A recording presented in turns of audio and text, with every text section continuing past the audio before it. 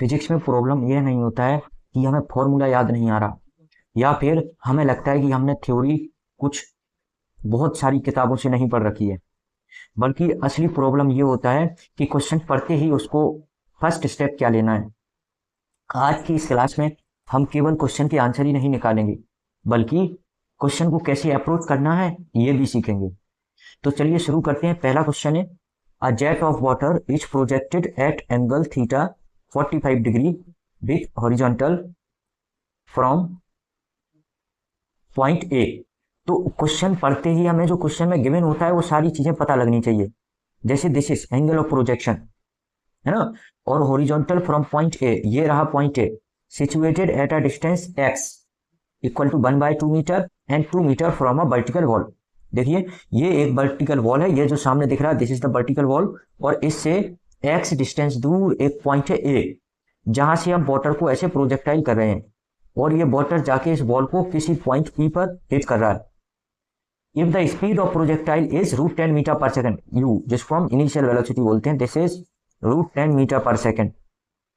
तो find point P, इस point P के कोऑर्डिनेट्स हमें फाइंड करने हैं। अब स्टूडेंट्स थोड़ा सा आप सोचिए कि इस तरीके के क्वेश्चन को हम कैसे अप्रोच कर सकते हैं। हमने डेरिवेशंस वाले पार्ट में ही इसको एक्चुअल में कर रखा है।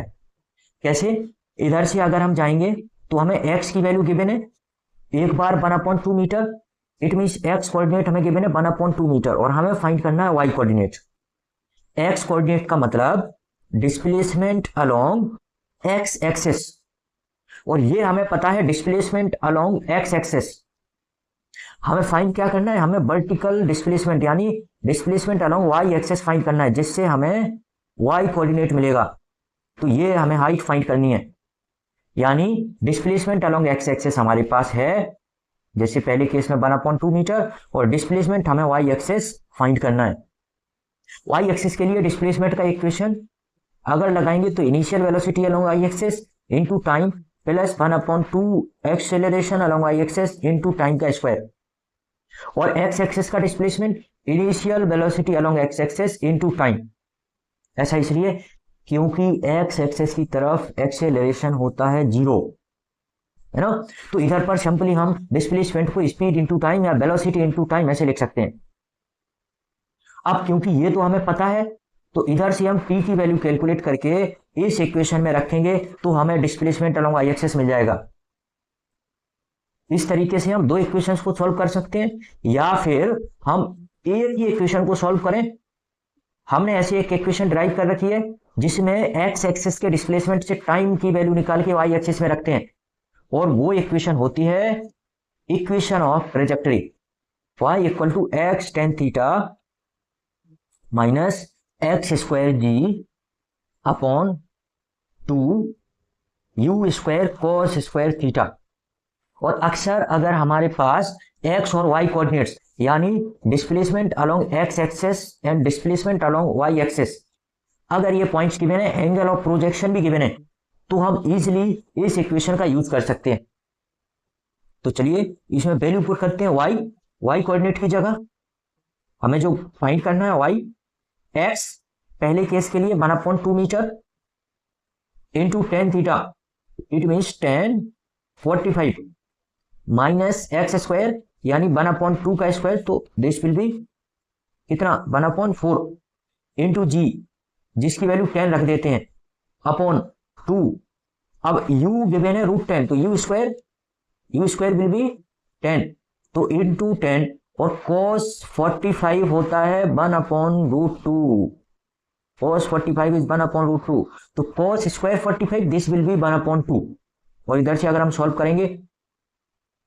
तो इधर से y will be equal to 1/2, tan 45 is 1, तो 1/2 माइनस इस 10 से ये 10 कैंसिल होगा, 1/4, एंड फ्रॉम हेयर एलसीएम अगर लेंगे 4, तो दिस विल बी 2 - 1, और y कोऑर्डिनेट हमारे पास आएगा 1/4 मीटर। तो इस तरीके से हम सॉल्व कर सकते हैं। इधर से y कोऑर्डिनेट हमारे पास आ जाएगा 1/2, x कोऑर्डिनेट था, और 1/4, तो this is the coordinates of point P। इसी तरीके से अगर x 1/2 मीटर ना होके 2 मीटर होता, तब भी हम सेम तरीके से इसको कैलकुलेट करते। है ना, इक्वेशन ऑफ ट्रेजेक्टरी लगाते, क्योंकि 2 बार इक्वेशन लगाने से बचते हम। अगर इस तरीके से हम सोचें कि एक्स एक्सिस के अलोंग से टाइम निकालो फिर उसको वाई एक्सिस में रखो, या फिर डायरेक्टली हम इक्वेशन ऑफ ट्रेजेक्टरी का यूज करें, तो ये ज्यादा बेहतर तरीका होगा। तो जब भी 2 पॉइंट गिवन होंगे हम इक्वेशन ऑफ ट्रेजेक्टरी लगा सकते हैं। और इस सेकेंड क्वेश्चन को आप कॉपी में सॉल्व करके इसका आंसर कमेंट सेक्शन में करिएगा।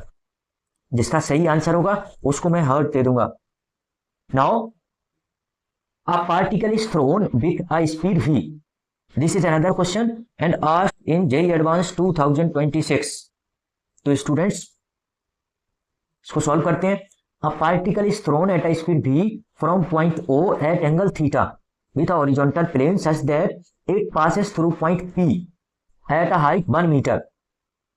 and horizontal distance 5 meter from O. अब जैसे ही आप पढ़ेंगे कि इधर से प्रोजेक्टाइल को फेंका गया और ये प्रोजेक्टाइल कुछ इस तरीके से पाथ फॉलो करते हुए पॉइंट पी से जाके पास होता है, और पॉइंट पी के कोऑर्डिनेट हमें गिवन है इधर से एक्स एक्सिस, इसको एक्स एक्सिस मानना है हॉरिजॉन्टल, तो दिस इज 5 मीटर, और y axis this is 1 metre. तो अगर इधर हमें 2 कोऑर्डिनेट्स गिवन है तो इधर पर भी हम एक बार इक्वेशन ऑफ ट्रेजेक्टरी को अप्रोच कर सकते हैं। आगे क्वेश्चन पढ़ते हैं अभी। If acceleration due to gravity is g, then correct statement। देखो अगर थीटा को 45 रखा जाए तो v की वैल्यू आएगी इतनी। अब अगर हम इसको सोचें कि 1045 ये हमें तो कोई रेंज नहीं गिवन है, या फिर ये तो मैक्सिमम हाइट भी नहीं है, हमें पता नहीं कि मैक्सिमम हाइट या नहीं है, हमें केवल 2 कोऑर्डिनेट्स गिवन है एक्स और वाई के अलोंग का डिस्प्लेसमेंट।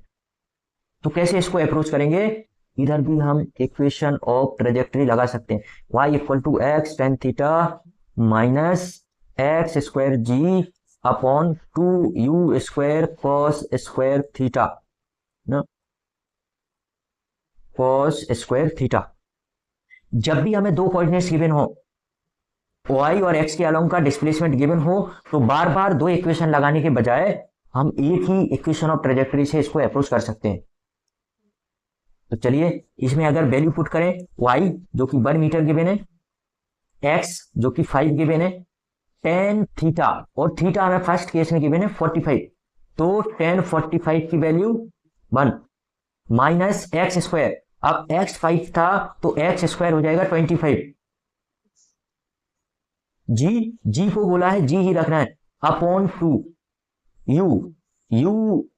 हमें कैलकुलेट करना है, दिस इज v जिसको हम u बोल देते हैं, तो इसको हमें कैलकुलेट करना है v स्क्वायर, और cos स्क्वायर थीटा cos 45 अभी पिछले क्वेश्चन में हमने यूज किया है cos 45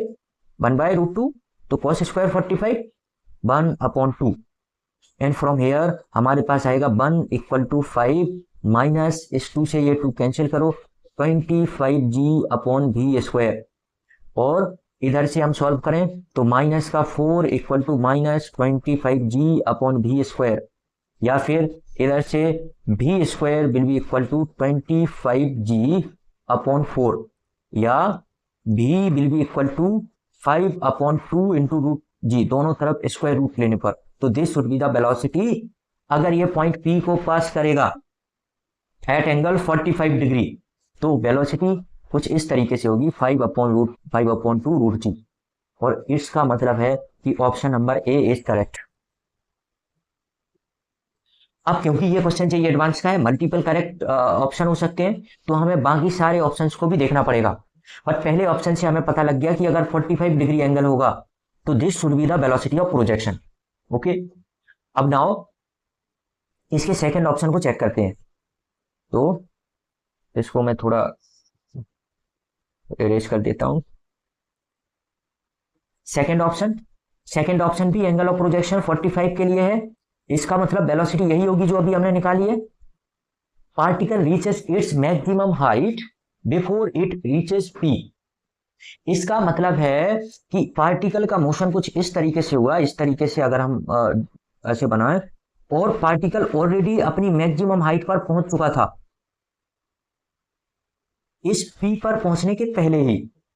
है ना। तो इसका पूरा अगर हम इस तरीके से पाथ बनाएं तो this should be the complete path, और ये हो जाएगा एच मैक्स। पी पॉइंट बीच में कहीं आया, लेकिन उसके पहले ही पार्टिकल एच मैक्स को क्रॉस कर चुका था। This is maximum height H max. अब इसको हम कैसे अप्रोच कर सकते हैं स्टूडेंट्स? या तो हम ये फाइंड करें कि इधर से पूरा पहुंचने में कितना टाइम लगा, मान लो टी टाइम ऑफ फ्लाइट है ना, और फिर हम निकालें कि वो टी इक्वल टू 2 पर कहाँ था, तो टी इक्वल टू 2 पर हमें मिल जाएगा उसका कि this is the maximum height, इधर होगा टी अपॉन 2 पर, है ना। और फिर हम कैलकुलेट करें कि उसको इधर तक पहुंचने में कितना टाइम लगा है, मान लो इधर तक पहुंचने में टाइम लगा t, and if this t upon t is less than t, then हम बोलेंगे कि ये जो है इस टी पॉइंट पर बाद में पहुंचा, पहले मैक्सिमम हाइट पर पहुंच गया था। आई रिपीट, एक बार फिर से समझना ध्यान से कि अगर हमें पूरा टाइम मिल जाए टाइम ऑफ फ्लाइट,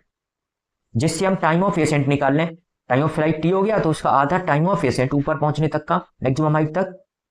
और फिर हम अगर ये कैलकुलेट करें कि ये टाइम ऑफ फ्लाइट ये जो है ऑब्जेक्ट पी पॉइंट तक कितनी देर में पहुंचा, मान लो टी देर में पहुंचा, टी टाइम लगा पी पॉइंट तक पहुंचने में, and if this T is more than T upon 2, T upon 2 पर कहां था पार्टिकल, मैक्सिमम हाइट पर, टी अपॉन 2 पर मैक्सिमम हाइट पर, और मैक्सिमम हाइट पर टी अपॉन 2 उससे ज्यादा टाइम लग रहा है टी तक पहुंचने में, मतलब T is greater than T upon 2, तब ये पार्टिकल पहले ही क्रॉस कर चुका था। बट इसमें हम इक्वेशन सॉल्व करने जाएंगे तो मल्टीपल टाइम्स हमें इक्वेशन लगानी पड़ेंगी, या फिर इससे बचने का एक तरीका ये हो सकता है, देखो अगर हम इसका पूरा रेंज फाइंड करें, मान लो कुछ इस तरीके से पार्टिकल का ऐसे रेंज आएगा, इस तरीके से ऐसे, this will be the range R. अब जब पार्टिकल मैक्सिमम हाइट पर होगा, दिस इज एच मैक्स,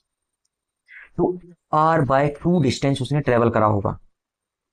क्योंकि हमें ये डिस्टेंस पता है, टाइम नहीं पता है, हमें ये पता है कि पी पॉइंट हॉरिजॉन्टली 5 मीटर दूर है,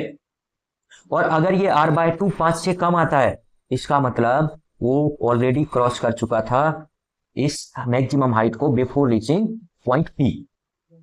इधर पॉज करके एक बार सोचना कि r/2 अगर 5 से कम आएगा तो इसका मतलब ऑब्जेक्ट मैक्सिमम हाइट पर पहले ही पहुंच चुका था, और क्योंकि वेलोसिटी हमें पता है, हम इजीली r और r/2 कैलकुलेट कर सकते हैं। r होता है u square sine 2 theta upon g, और r/2 हो जाएगा इसका आधा,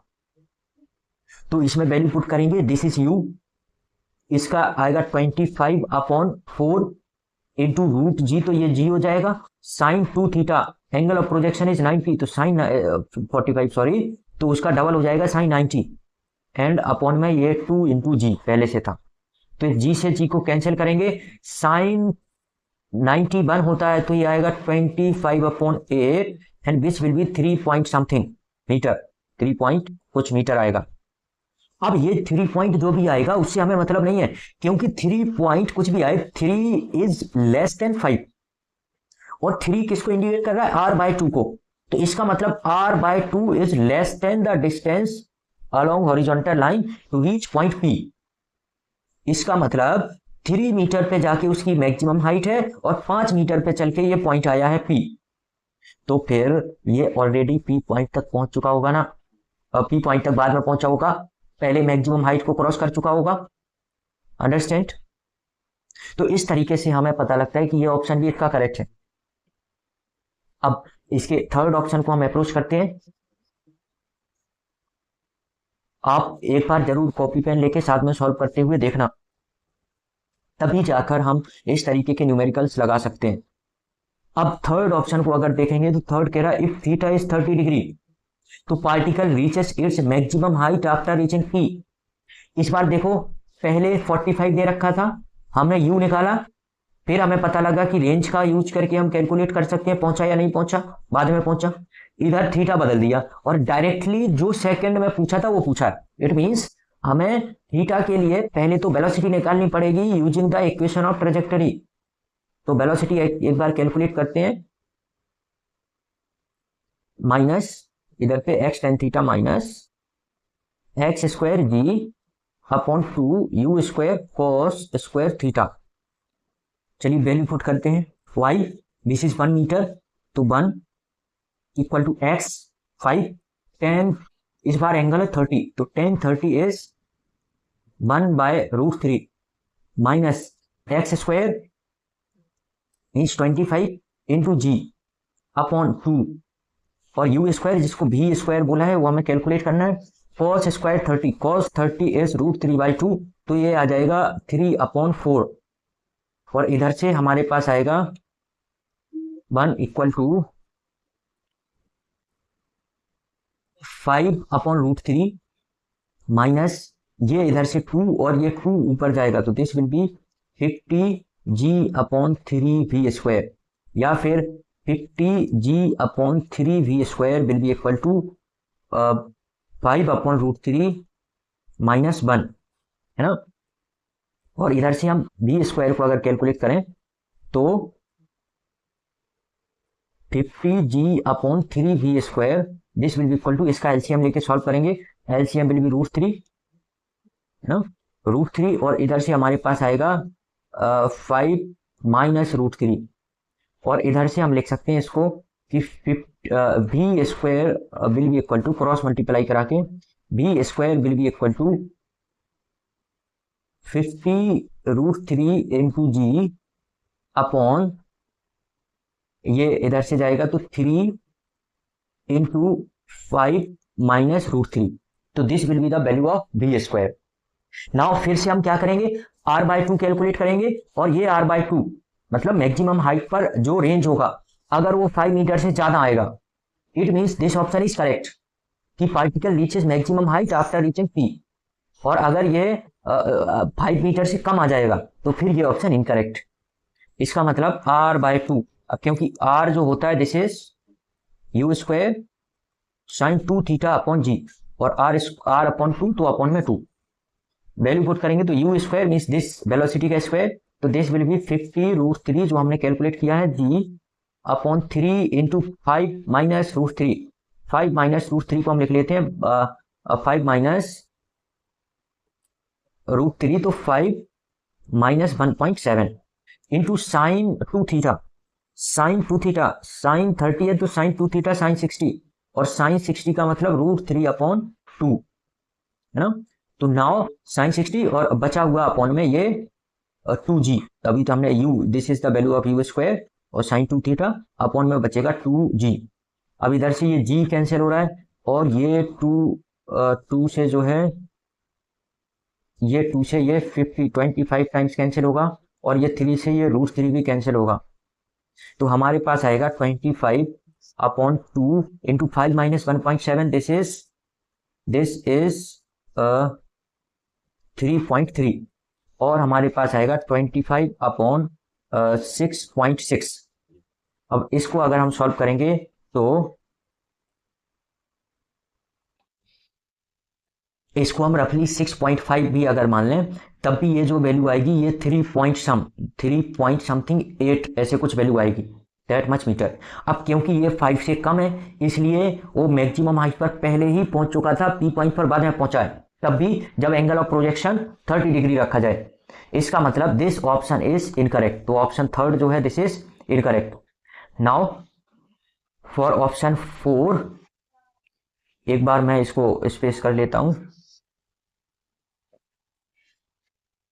ऑप्शन 4 में हमसे बोला है कि if theta is tan inverse, tan के फॉर्म में गिवन है, तो फिर से हम tan के फॉर्म में गिवन है तो tan में हमने इक्वेशन ऑफ ट्रेजेक्टरी ही पढ़ी है ना, इधर हमने लिखा भी है कि this is equation of trajectory x² g/u² cos square theta, इधर माइनस, इधर tan आता है, देन भी जो वेलोसिटी होगी that will be 125√g metre per second. तो चलिए इसको सॉल्व करते हैं, या फिर हम एक बार और इस इक्वेशन को, जो दूसरी स्टैंडर्ड इक्वेशन होती है x tan थीटा माइनस, है ना, x² tan theta upon r, इस तरीके से भी इस इक्वेशन को ट्रांसफॉर्म कर लेते हैं, तो सारे टर्म हमारे पास tan थीटा में हो जाएंगे। अब वैल्यू रखेंगे तो y जो कि 1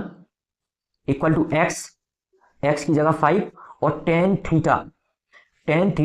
की जगह इस तरीके से tan इनवर्स 1/5, तो इधर से tan थीटा की हमने वैल्यू रखी है जिसकी वैल्यू निकल के आएगी 1/5, है ना, तो इधर पे tan थीटा की पूरी वैल्यू निकल के आएगी 1/5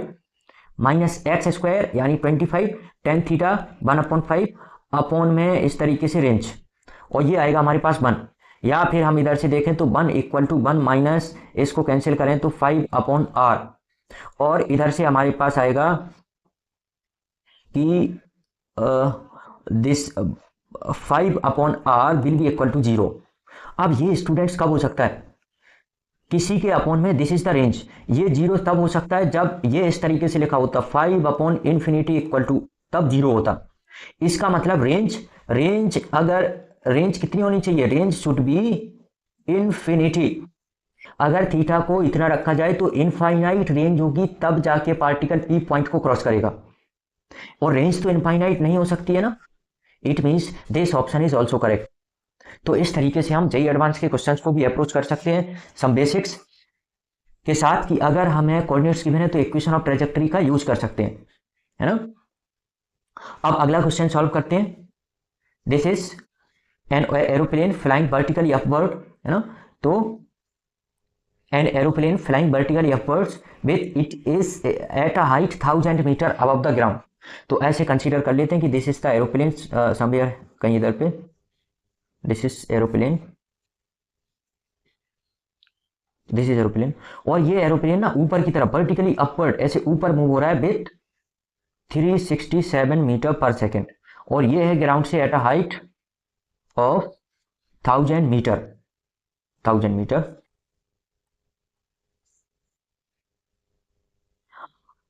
A shot is fired at it with a speed of 560 metre per second from point directly below it. इधर से हमने इसकी तरफ 567 मीटर पर सेकेंड से हमने इसको जो है ऊपर की तरफ एक शॉट लगाया। अब ये जो शॉट भी, जो भी मिसाइल से या बुलेट से जिससे भी हमने लगाया, ये जाके इसको हिट करेगा, ये ऊपर की तरफ जा रहा है। तो अगर कह रहा है what should be the acceleration of aeroplane so that it may escape from being hit, है ना। तो इस तरीके के क्वेश्चंस को हम रिलेटिव वेलोसिटी से कर सकते हैं। जैसे अगर हम देखें एरोप्लेन के लिए और शॉट के लिए अगर हम डेटा लिखें तो इनिशियल वेलोसिटी इसका गिवन है हमें, दिस इज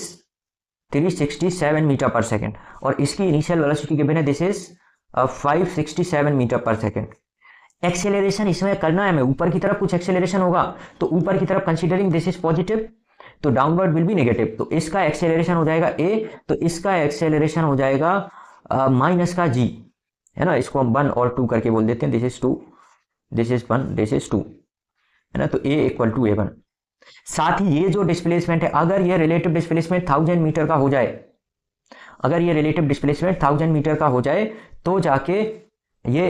इसको हिट कर सकता है। और रिलेटिव डिस्प्लेसमेंट के लिए हम क्या लगा सकते हैं, सेकेंड इक्वेशन रिलेटिव मोशन के लिए equal to initial velocity ut plus half at², सारी वैल्यूज हम रिलेटिव रखेंगे। तो displacement of this shot with respect to aeroplane, मान लो एरोप्लेन इधर आ गया, इधर आ गया, और जो शॉट है वो भी इधर आ गया, तभी तो हिट कर पाएगा। तो ये तो दोनों ने कॉमन डिस्प्लेसमेंट किया है। जो रिलेटिव डिस्प्लेसमेंट है शॉट का with respect to the aeroplane, this is 1000 metre, तो इसकी जगह 1000 मीटर। फिर relative velocity of this shot यानी u2 minus u1 into t, और plus 1/2 into acceleration, relative acceleration इसका, acceleration of this shot, sorry acceleration of this shot, क्योंकि सारी चीजें हम शॉट के रिलेटिव में लिख रहे हैं, विथ रिस्पेक्ट टू एरोप्लेन। इधर रखोगे minus g minus a into टी²। अब स्टूडेंट्स अगर ये पॉसिबल होगा, इधर हम वैल्यू पुट करें 1000 equal to u2 minus u1, u2 है 567 minus 367, this will B 200t, और माइनस का इधर से हमारे पास आएगा माइनस और g प्लस a या 10, g को 10 रख लेते हैं, तो 10 प्लस a/2 इंटू टी²। अब इसमें अगर हम देखें, इस इक्वेशन को ट्रांसफॉर्म करें तो ये इक्वेशन हो जाएगी कुछ इस तरीके से, माइनस का 10 प्लस a/2, है ना, और प्लस का 200t और माइनस का 1000, this will be equal to 0। और इसको हम लिख सकते हैं 10 plus a/2 into t minus 200t and plus का 1000, दिस इज इक्वल टू 0। अब this is the standard quadratic equation, 8x² और 8t² प्लस का bt एंड प्लस का c इक्वल टू 0। इसे कंपेयर करें अगर हम, और इसके रियल रूट्स अगर आते हैं, इट मीन्स टाइम की वो रियल वैल्यू पॉसिबल होगी, बट हमें तो चाहिए कि वो स्ट्राइक नहीं करे, तो उसके लिए हमें इसके रूट्स जो है वो इमेजिनरी रखने होंगे। एंड फॉर इमेजिनरी रूट्स इसका जो बी स्क्वायर माइनस 4ac होगा that should be less than 0। अब वैल्यू अगर हम पुट करेंगे तो बी स्क्वायर ये हमारे पास आएगा 4 टाइम्स ऑफ ये 40 माइनस 4a की जगह ये वैल्यू पुट करें 10 प्लस a अपॉन 2 इंटू सी की जगह हम वैल्यू रखेंगे 1000, this should be less than 0।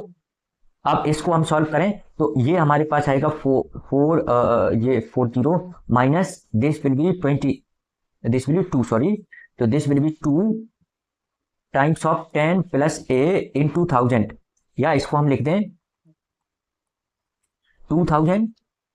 Into 10 plus a less than 0। अब इधर पर अगर हम देखें तो 2000 का डिवाइड कराएं दोनों तरफ तो दिस विल बी 20 माइनस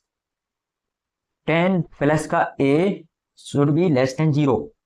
या फिर हम लिख दें इसको दोनों तरफ 20 ऐड कर दोनों तरफ इस पूरे टर्म को ही हम ऐड कर देते हैं, तो 20 is less than 10 plus a, this will be 20 minus 10 minus a should be less than 0 और 10 minus a should be less than 0, और इसका मतलब हुआ कि a should be greater than 10 metre per second square, है ना।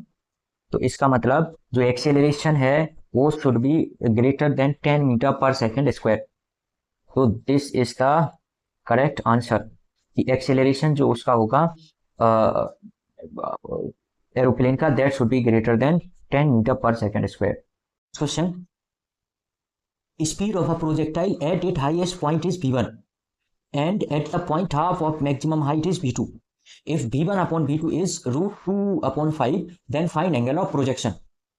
तो देखिए ये हम एक पाथ बना लेते हैं प्रोजेक्टाइल का,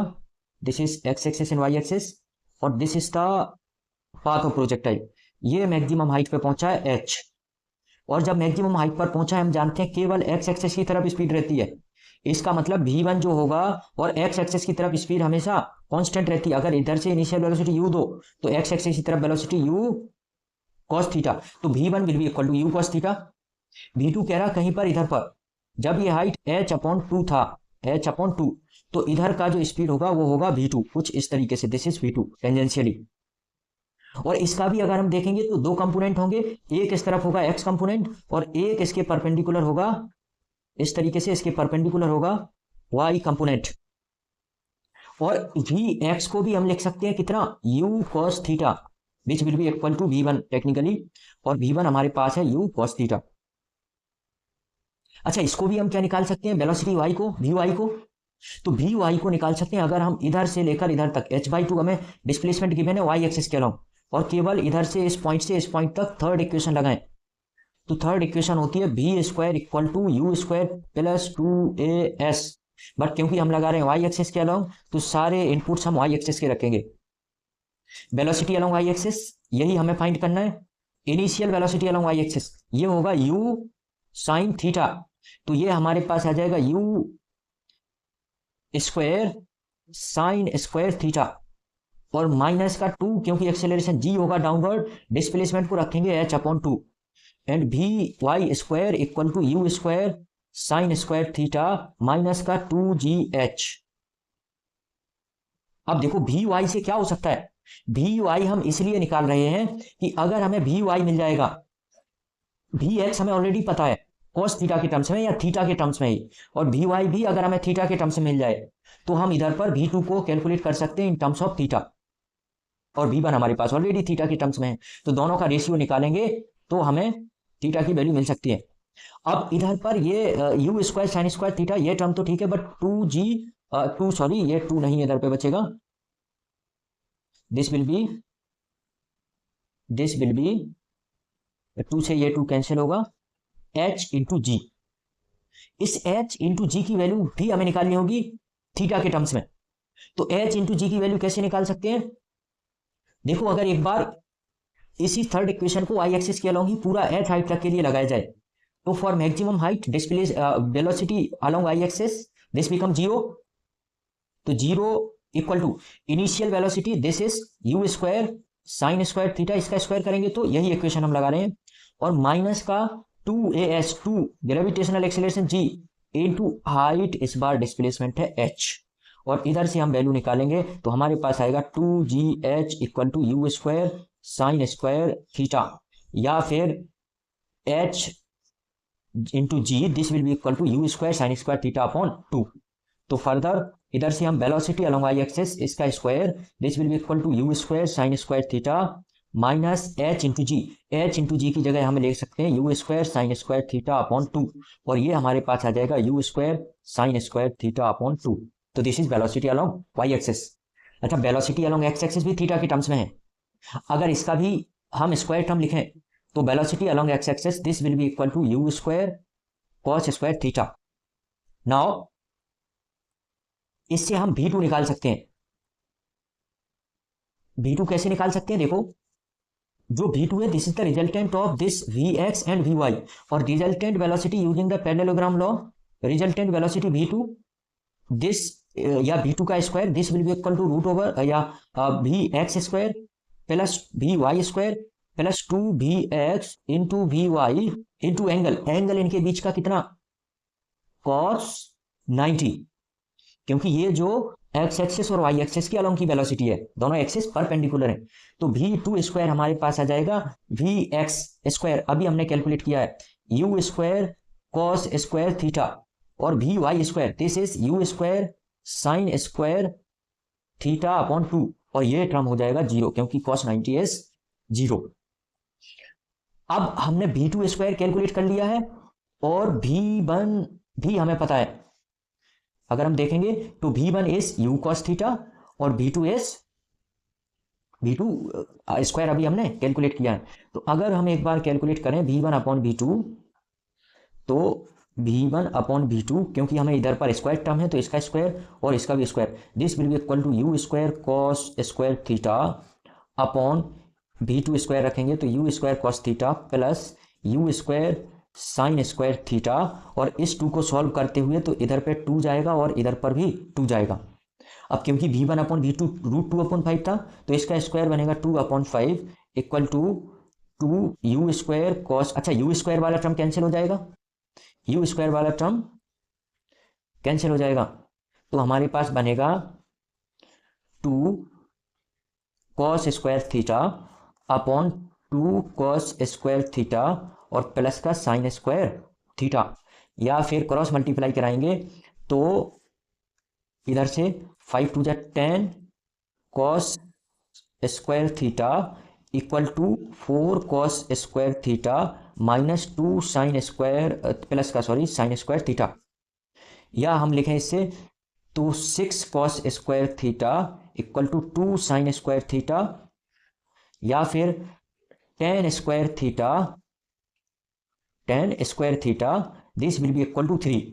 और 10 theta will be equal to root 3, या इसका मतलब हुआ कि theta will be equal to 60 degree. So angle of projection in this case is 60 degree, है ना। तो अभी हमने जैसे सॉल्व किया, angle of projection in this case is 60 degree. Now next question, this is a question, a boy of height 1.5 metre, तो let consider this is a boy, है ना, ऑफ हाइट 1.5 मीटर, ये जो हाइट है this is 1.5 meter, making move on a skateboard due east, तो ये इस तरफ जा रहा है टूवर्ड्स ईस्ट, ऐसे हम अगर बनाएंगे तो directions north south, this is east and this is west, with velocity of 4 meter per second, तो इस तरफ इसकी वेलोसिटी है 4 meter per second. Throws a coin vertically upward, इसने इधर से अपने हाइट से एक कॉइन फेंका ऊपर की तरफ with 3 meter per second relative to him, है ना, जो ये जो वेलोसिटी है this is relative to him. Find total displacement of the coin relative to ground till it comes to the hand of boy, तो इसको भी हम ऐसे एज्यूम कर सकते हैं कि जो कॉइन फेंका है उसके पास इनिशियल वेलोसिटी कुछ है, इस तरफ एक्स एक्सिस के along 4 meter per second, Y axis के अलोंग भी कुछ इनिशियल वेलोसिटी है ना, this is 3 meter per second. तो इधर से जो ऑब्जेक्ट है वो कुछ इस तरीके से पाथ फॉलो करते हुए प्रोजेक्टाइल मोशन करेगा। एक्स एक्सिस की तरफ क्यों वेलोसिटी है? क्योंकि कॉइन भी मूव हो रहा है अलोंग विद द बॉय, जिस वेलोसिटी से बॉय मूव हो रहा है वो कॉइन को होल्ड किए है तो उतनी ही वेलोसिटी से कॉइन भी मूव हो रहा है। अब इसको अगर हम find total displacement of coin relative to ground till it comes to the hand of the wire, तो टोटल डिस्प्लेसमेंट हमें देखना है। इधर हम इक्वेशंस लगा सकते हैं, या तो हम ये एंगल भी फाइंड कर सकते हैं, बट हम इक्वेशन लगा सकते हैं। जैसे टाइम निकालना है तो टाइम के लिए displacement along y axis zero हो जाना चाहिए, तो displacement along y axis zero, इसका मतलब सेकंड इक्वेशन लगाएंगे तो displacement along y axis zero, initial velocity along y axis into time plus 1/2 acceleration along y axis into time का square, और इधर से एक टी तो जीरो आएगा, तो जीरो इक्वल टू 3 माइनस का 1/2 इंटू जी की जगह 10 इंटू टी, और इधर से हमारे पास आएगा 3 माइनस का 3 इक्वल टू -5t, और t हमारे पास आ जाएगा 0.6 सेकेंड। तो this is the time of flight, पूरा इधर से जाने का इधर तक का। अब हमें डिस्प्लेसमेंट बताना है कॉइन रिलेटिव टू ग्राउंड, तो ग्राउंड के रिलेटिव में तो डिस्प्लेसमेंट कितना हुआ, this is the initial position है, this is the final position, मतलब डिस्प्लेसमेंट अलोंग एक्स एक्सिस, तो this will be equal to initial velocity along x axis into time. तो initial velocity along x axis है this is 4 into time, time लगा 0.6, तो this will be 2.4, this will be the displacement relative to ground. And what is the maximum height attained by the coin with respect to ground, तो maximum height attained by coin, इसको हम ऐसे समझ सकते हैं कि this is already thrown from 1.5 metre, और अगर हम ये कैलकुलेट कर लें ये कितना मैक्सिमम हाइट पर गया है एच पर, तो उसमें 1.5 ऐड करने से ग्राउंड के रिस्पेक्ट में टोटल हाइट आ जाएगी। तो ये एच कैसे फाइंड कर सकते हैं, ये एच फाइंड कर सकते हैं थर्ड इक्वेशन वाई एक्सिस के अलोंग। कैसे, क्योंकि इधर पे वाई एक्सिस के अलोंग की वेलोसिटी जीरो हो जाएगी मैक्सिमम हाइट पर, तो थर्ड इक्वेशन लगाएंगे वेलोसिटी अलोंग वाई एक्सिस इसका square, initial velocity along y axis इसका square plus 2 acceleration y axis into displacement हो जाएगा एच। तो वेलोसिटी ये zero, this will be zero, initial velocity is 3, उसका स्क्वायर आएगा 9 -2, क्योंकि जी की जगह -10 रखेंगे तो इंटू 10 इंटू हाइट, और इधर से हमारे पास आएगा h will be equal to 9/20, या फिर this will be equal to 0.45 meter, 0.45 meter है ना, तो this will be the height. But हमें तो फ्रॉम ग्राउंड बताना है, तो from ground this will be h plus 1.5 height of the person, and this will be 0.45 plus 1.5, तो ये हमारे पास आ जाएगा दिस विल बी 1.95 मीटर है ना, तो this is the answer. Now moving towards next question, this is the simple case of question, तो ये मैं चाहता आप सॉल्व करिए इसको और कमेंट सेक्शन में इसका आंसर करिए। दिस क्वेश्चन, इसको हम एक बार सॉल्व कर लेते हैं। Particle is thrown at t equal to 0 with velocity 10 metre per second, ये हमें दे रखा है 10 metre per second, at an angle 60 degree with horizontal from point of incline plane making an angle 30 degree to the horizontal, तो ये पूरा angle हमें 60 given है, ये जो गिवन है ये 30। तो time when velocity of projectile becomes parallel to incline plane, incline plane के केस में हम क्या करते हैं, हम इस तरीके से एक्सेस मान लेते हैं कि ये जो सरफेस होती है इंक्लाइन सरफेस, इसको हम मान लें एक्स एक्सेस, और इसके परपेंडिकुलर इधर आ जाएगा वाई एक्सेस, है ना। अब इनिशियली फेंकेंगे तो ये this angle will be 30, this angle 30, क्योंकि ये पूरा 60 है, तो इस तरफ एक्स एक्सेस के अलोंग एक इनिशियल वेलोसिटी आ जाएगी कितनी, 10 cos